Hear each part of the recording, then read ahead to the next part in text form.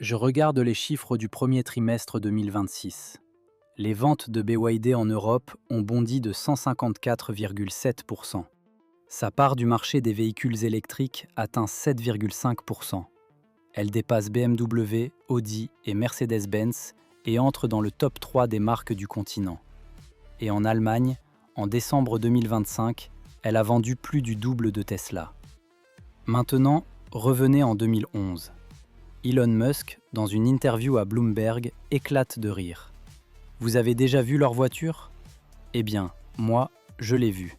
Je l'ai conduite.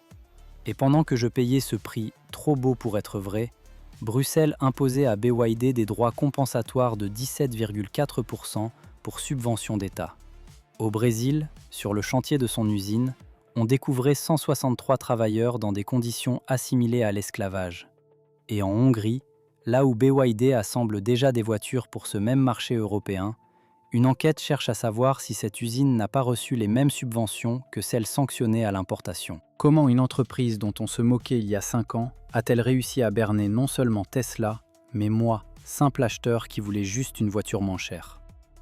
Je vais tout reconstruire, étape par étape, depuis les 400 000 $ empruntés en 1995 jusqu'au cargo capable de transporter 7000 véhicules, et vous montrer de quoi ce prix est réellement fait. Parce qu'au départ, tout semblait limpide. Une batterie Blade qui passe un test au clou sans prendre feu. Une chimie LFP présentée comme plus sûre que celle de la concurrence. Un rendement énergétique optimisé parce qu'on a supprimé les poutres internes classiques. Un système hybride DMI où le moteur thermique sert avant tout de générateur, pas de moteur de traction, donc moins d'essence brûlée, moins d'argent laissé à la pompe. Sur le papier, c'était de l'ingénierie intelligente, vendue à un prix que ni Volkswagen ni Tesla ne pouvaient égaler. Et honnêtement, ça m'a convaincu. Ce n'était pas un pari aveugle sur une marque inconnue. C'était une techno qui semblait tenir la route, à un tarif qui semblait tenir lui aussi.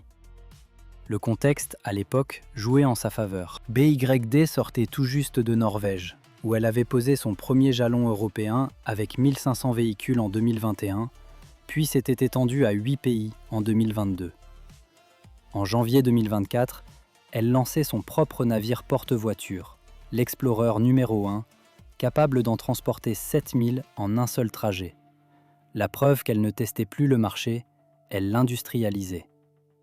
Au troisième trimestre 2024, ses ventes trimestrielles dépassaient déjà celles de Tesla. Puis, en avril 2025, l'inévitable est arrivé. Pour la première fois, BYD a vendu plus de véhicules 100% électriques que Tesla en Europe sur un mois. 7231 contre 7165. Un écart minuscule, mais un basculement symbolique énorme. Et ce basculement, ce n'était pas un accident isolé. C'était une tendance qui s'accélérait mois après mois, marque après marque. On ne parle plus d'un outsider chinois qui grignote des parts marginales.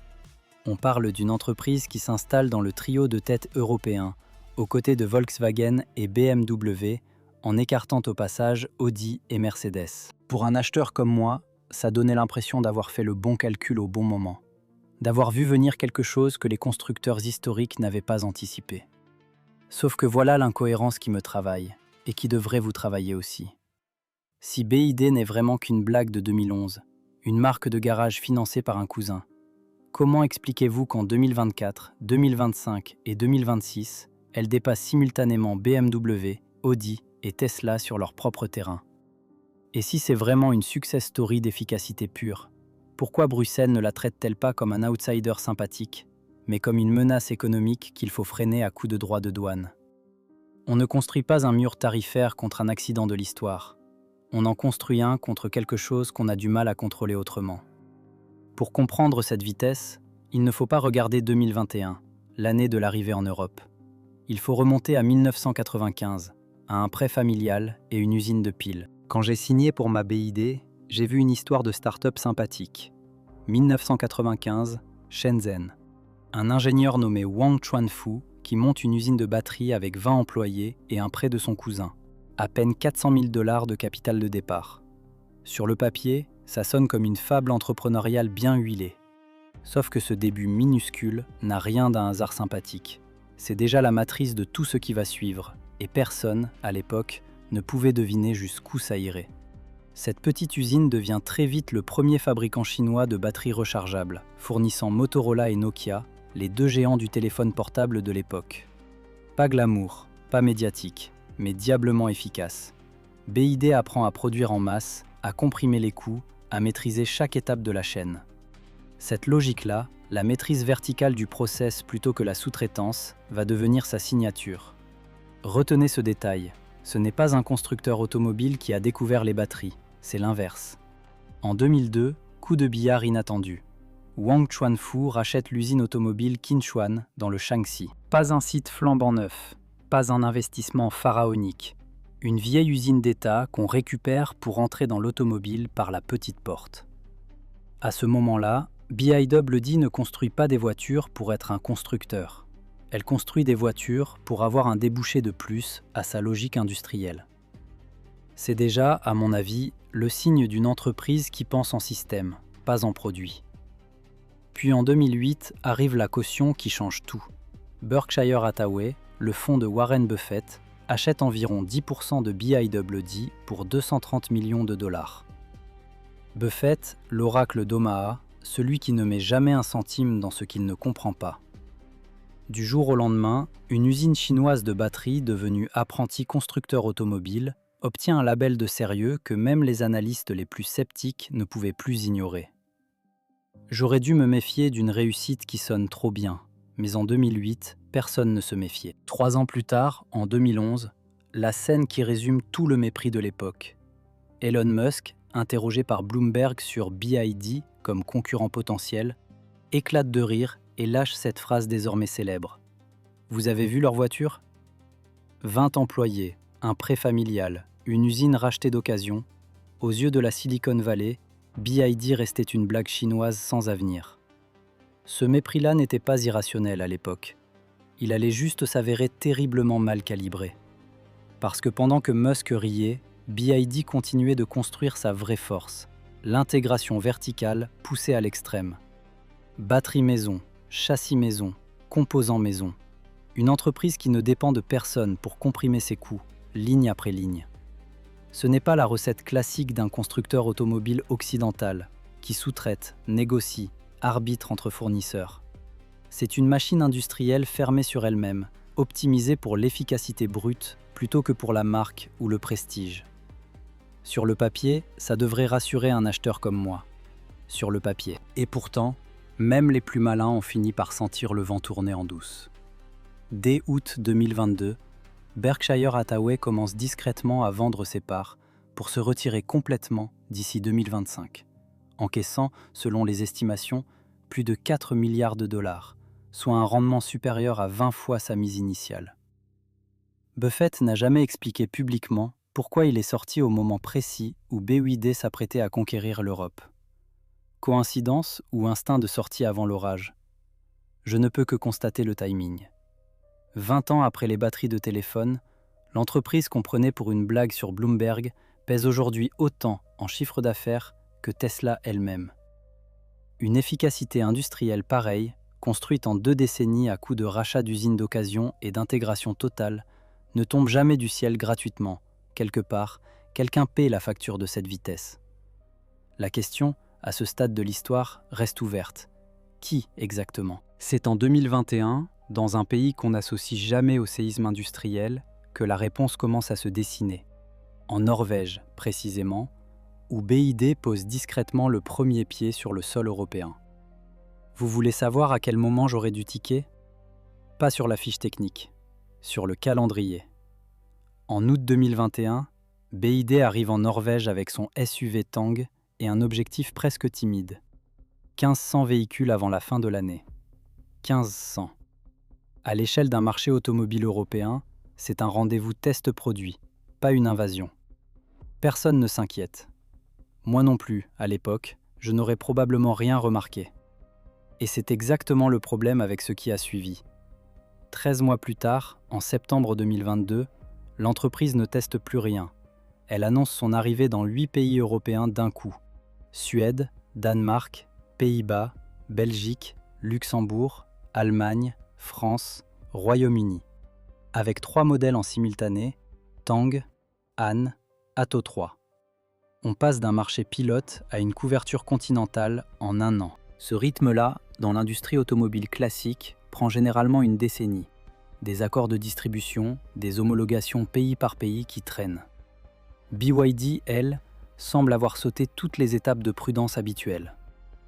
Puis vient janvier 2024, et là, franchement, on kick le simple déploiement commercial. BYD met en service son propre navire, l'Explorer numéro 1, 7000 véhicules de capacité, direction Vlissingen et Bremerhaven. Une entreprise qui, 18 mois plus tôt, testait le marché norvégien, construit maintenant sa propre flotte logistique. Jusqu'à 8 navires prévus, environ 700 millions de dollars pièce. Ce n'est plus un constructeur qui exporte, c'est un constructeur qui refuse de dépendre de qui que ce soit pour le faire. La suite, ce sont des chiffres qui auraient dû faire sonner une alarme quelque part à Wolfsburg ou à Stuttgart.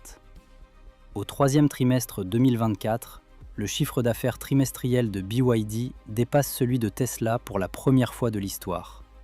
Sur l'année entière, 107 milliards de dollars contre 97,7 pour Tesla. Il faut nuancer, honnêtement. Une bonne partie de ce volume vient des hybrides rechargeables, pas uniquement du tout électrique. Donc non, BYD ne devient pas mécaniquement le plus gros vendeur d'électrique pur au monde. Mais en valeur globale, l'ordre est inversé.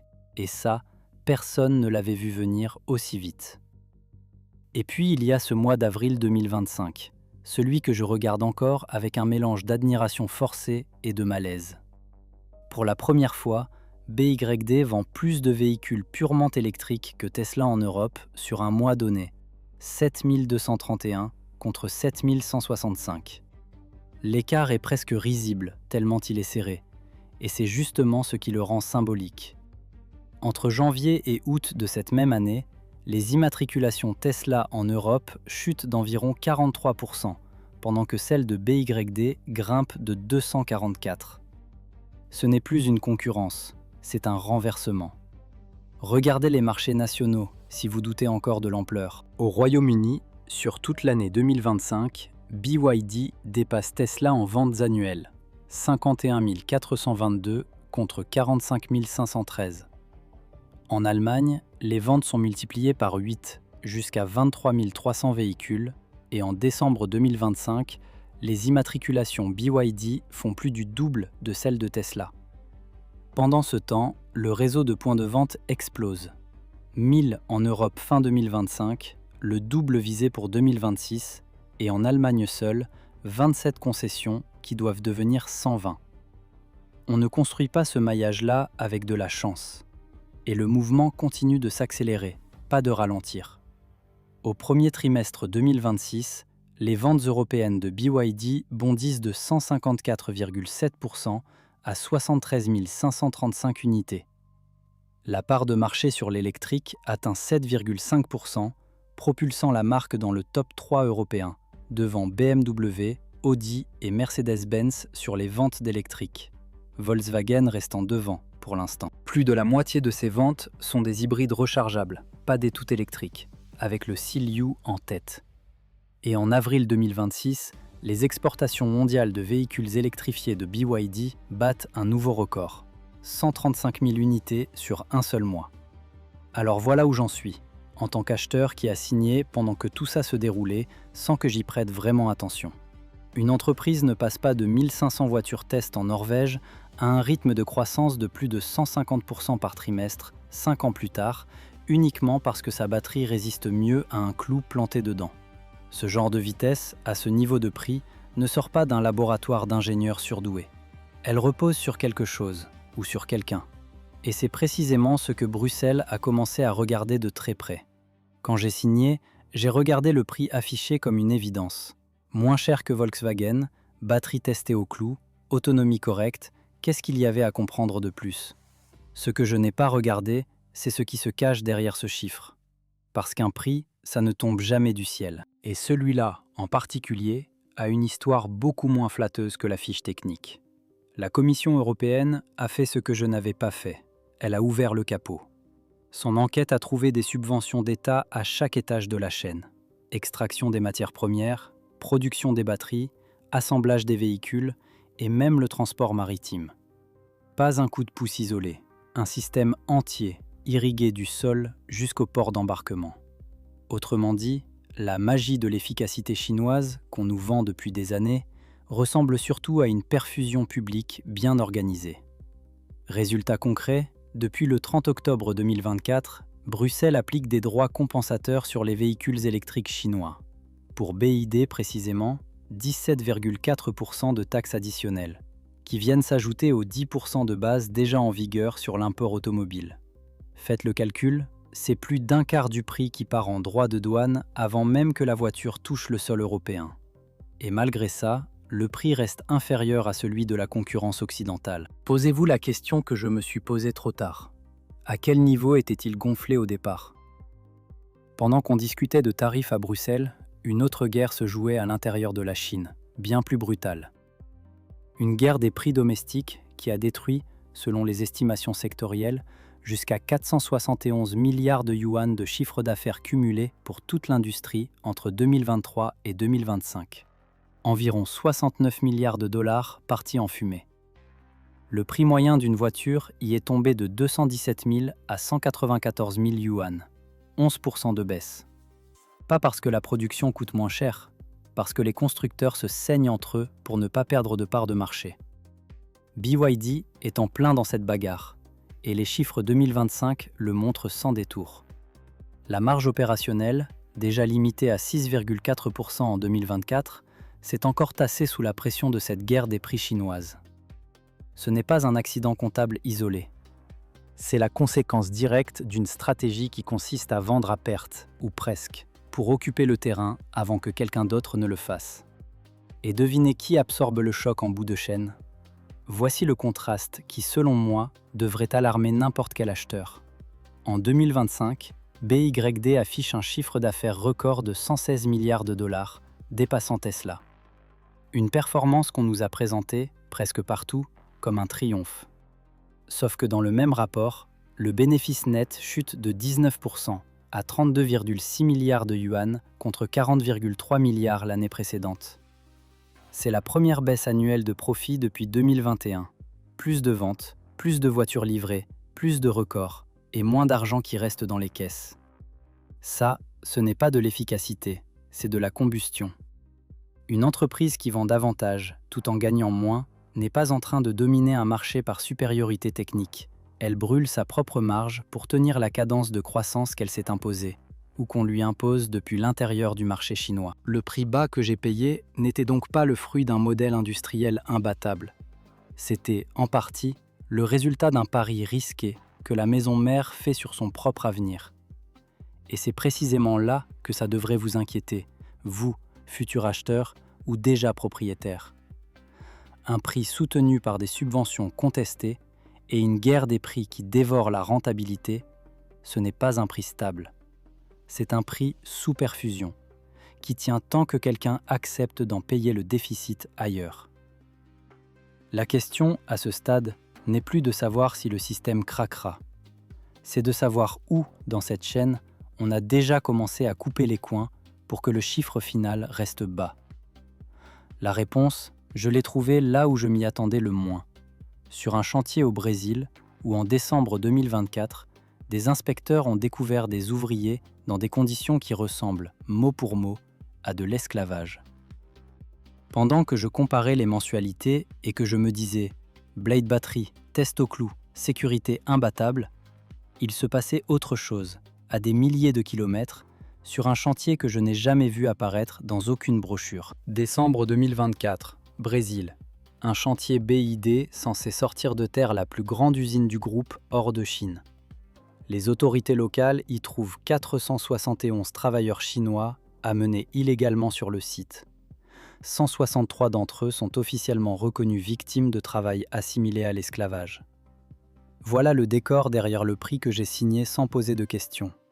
Les sous-traitants en cause s'appellent China Xinjiang Construction Brasil et Tecmonta Equipamentos Inteligentes, des noms que je n'avais évidemment jamais entendus avant ce dossier, et que vous non plus probablement. Passeport confisqué à l'arrivée. jusqu'à 60% du salaire retenu par l'employeur sous prétexte de frais divers.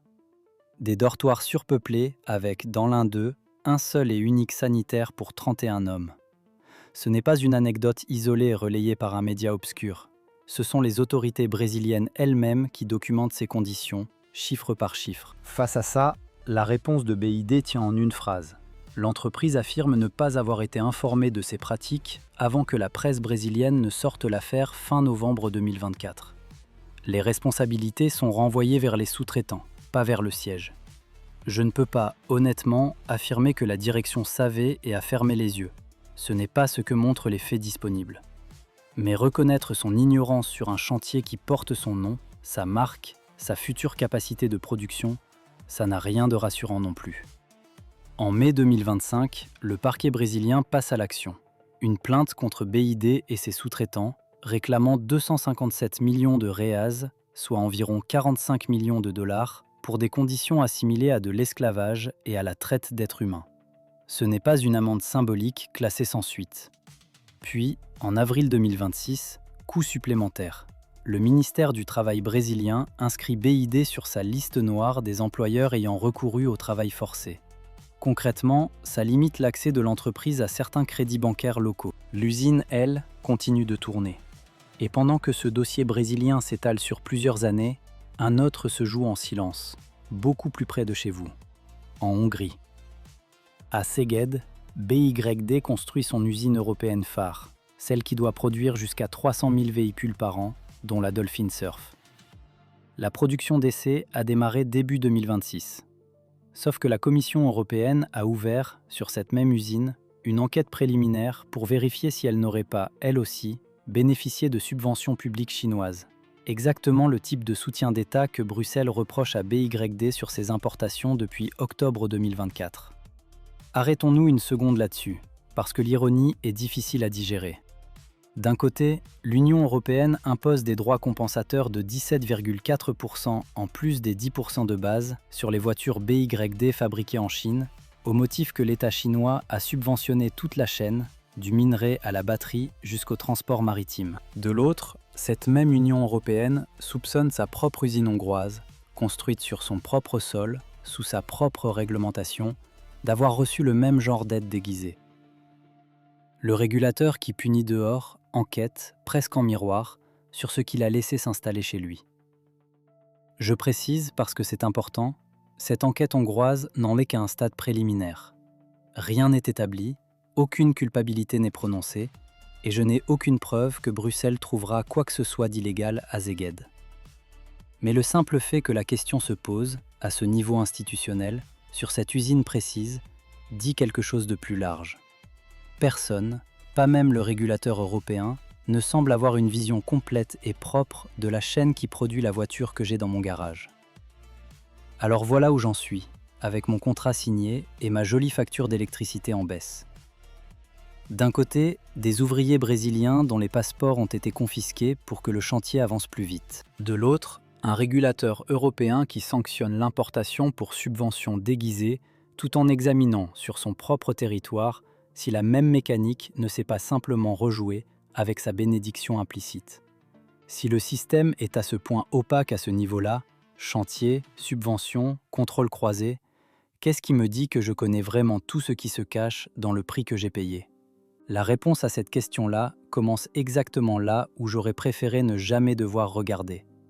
Dans les usines allemandes qui ferment, et dans la valeur de revente de ma propre voiture, ici, en Europe, maintenant. Ma facture, moi, je l'ai déjà payée.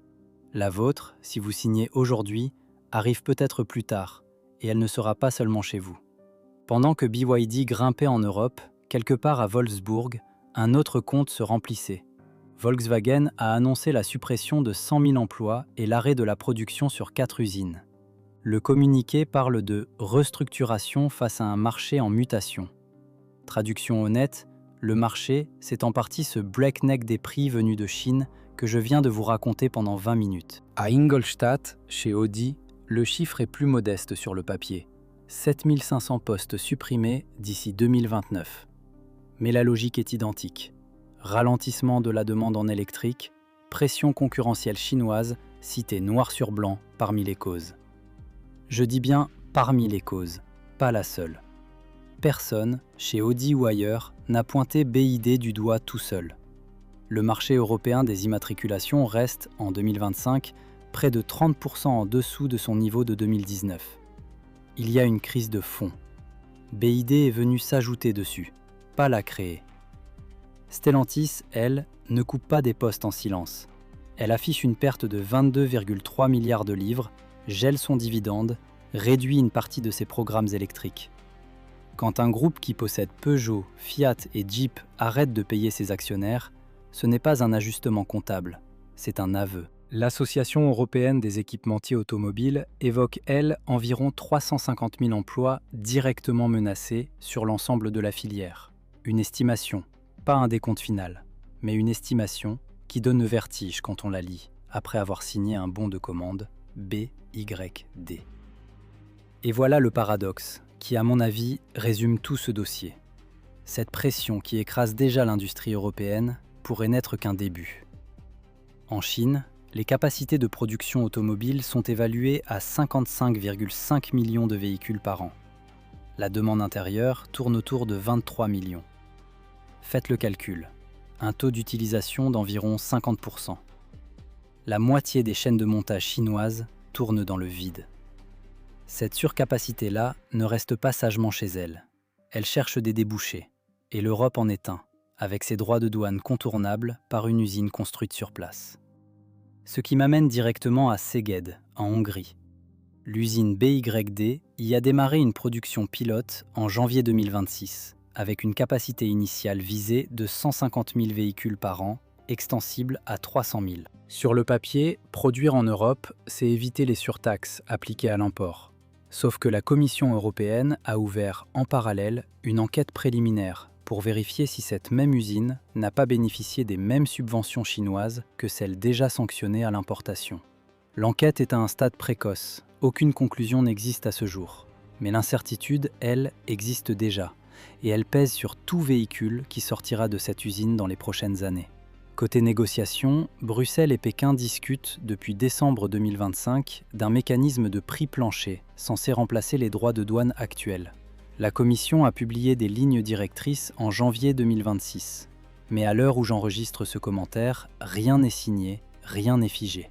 Si cet accord aboutit, il pourrait changer d'un coup toute la structure de prix qui m'a convaincu, moi, d'acheter.